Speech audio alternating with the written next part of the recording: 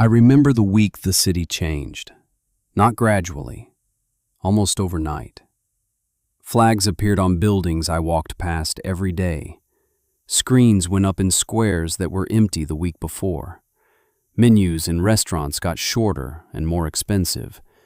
The bar on the corner that charged the same prices for 3 years suddenly had a special event menu. And everyone around me seemed excited.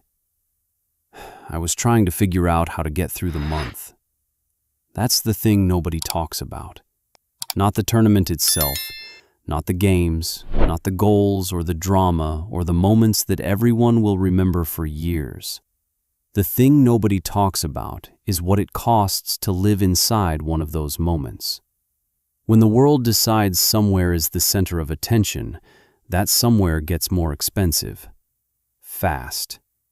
And the people who live there, who were already managing their budgets, already making small calculations at the supermarket, already watching their savings not grow, those people don't get a say in it. The party comes to your city, but the bill comes to you. Let me tell you how it started for me. It started before the tournament began, weeks before. A friend sent a message.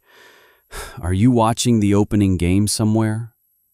Normal question, the kind of question I would have answered yes to without thinking any other year.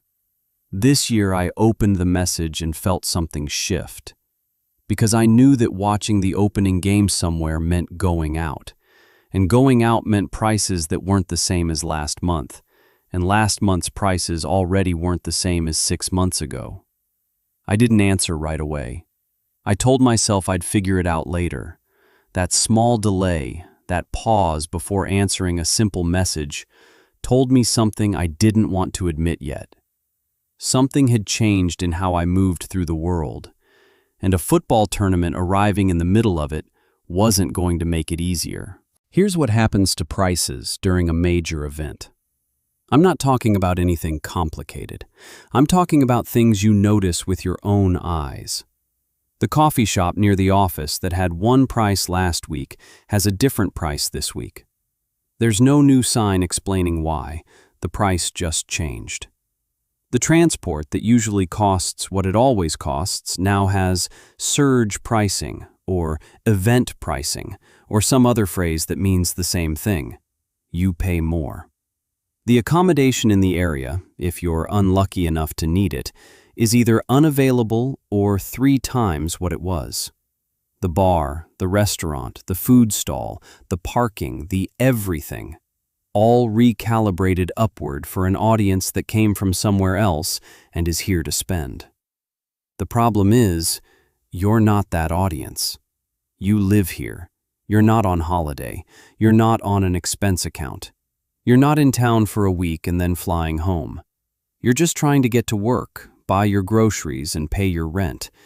And none of that got cheaper because a tournament showed up. There's a specific feeling that comes with this.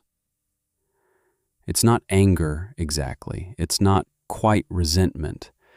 It's more like being invisible. Everyone around you is in celebration mode. The news is full of it. Social media is full of it. People are happy. People are excited.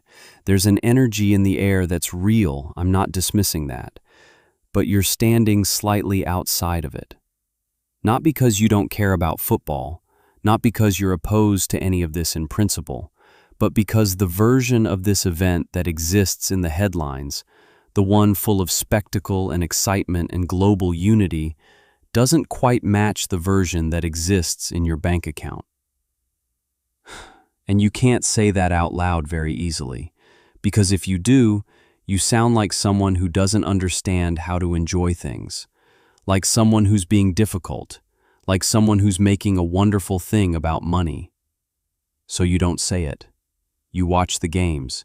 You smile when everyone else smiles. You participate in the moment. And quietly, privately, you keep making the same small calculations you were making before any of this started. Let me tell you what those calculations look like. Not in numbers, just in shape. You stop going to the places near the event zone because they've priced themselves for visitors. You reroute your day to avoid areas that are now expensive by proximity. You skip things you would normally do because the cost-benefit stopped making sense the moment the crowds arrived. And here's what's strange about that.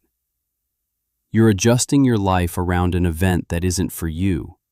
The tournament is happening in your city. It's using your streets, your infrastructure, your public space. The photos that will represent this moment to the world will include the buildings you walk past every day. And your actual experience of it is, things got harder for a few weeks. That's not bitterness, it's just true.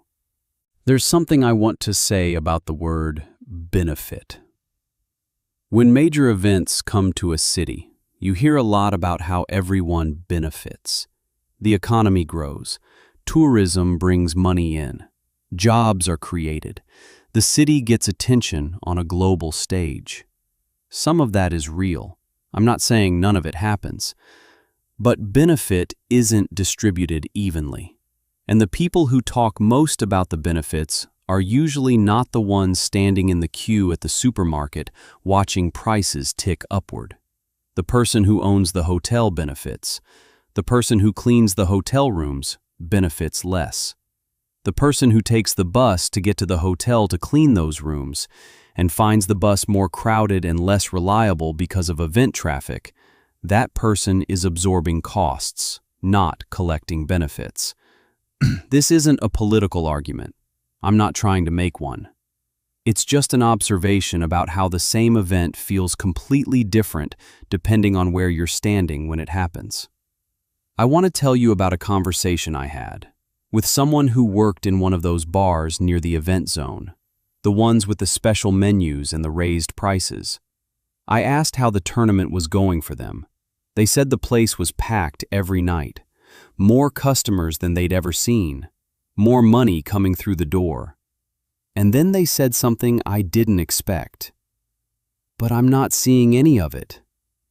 The hours were longer, the work was harder, the stress was higher, and the wages were exactly the same as before any of this started. The bar was doing better. They personally were doing worse, more exhausted, more stretched, less time for anything outside of work. That gap between what an event generates and what reaches the people doing the actual work, that gap is real, and it's quiet. It doesn't make the news. What makes the news is the spectacle. What doesn't make the news is the person taking the late bus home after a 12-hour shift, too tired to watch the game they spent all day serving drinks around. Here's what I kept coming back to during those weeks. The tournament was real. The excitement was real. The billions being generated somewhere by someone, that was real too. And my experience of it was also real. The two things coexisted. They didn't cancel each other out, but only one of them was being talked about.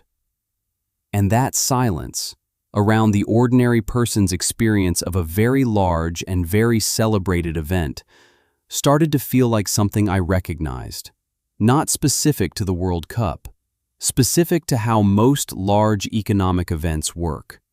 Something enormous happens, money moves, attention flows, everyone celebrates. And somewhere in the middle of that, the person who just needs to pay rent and buy groceries and get to work and back, that person is recalibrating quietly, making smaller choices, absorbing costs they didn't choose, living inside the event without being part of what the event is supposed to be about. The week after the tournament ended, something interesting happened. The prices didn't all go back. Some did, but not all of them.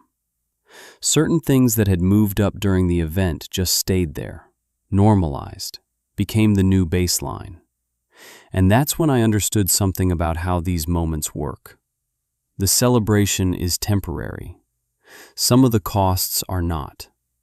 When you live somewhere that becomes the focus of something huge, a tournament, an exposition, an event, anything that brings the world's attention, the prices adjust to meet that attention.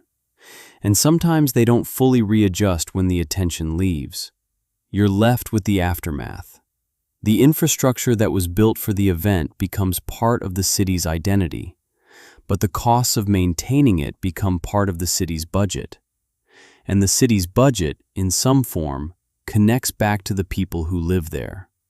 The spectacle passes. The bill stays longer. I'm not telling you this to make you feel bad about watching football. I love football. I watched the games. I felt the tension in the big moments. I was part of it in the way that everyone watching from their sofa is part of it. That part is real. But I think there's something valuable in being honest about the full picture. When we talk about these massive global events, the story we tell is usually the story of the spectacle. The goals, the drama, the records, the money generated, the eyes watching. The story we tell less often is the story of what it costs to be the backdrop, to be the city, to be the worker, to be the ordinary person who lives where it happened and has to navigate the price of that proximity. Not with bitterness, not with resentment, just with honesty.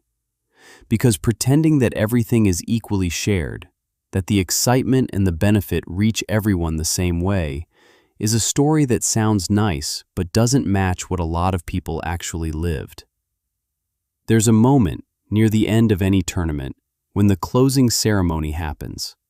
Lights, music, confetti, speeches about unity and passion and the beautiful game. And it is beautiful. I'm not saying it isn't.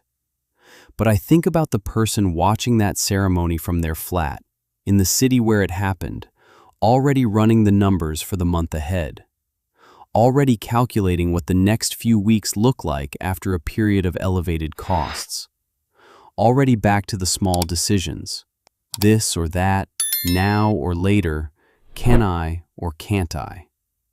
They watched the same ceremony as everyone else. They clapped for the same moments.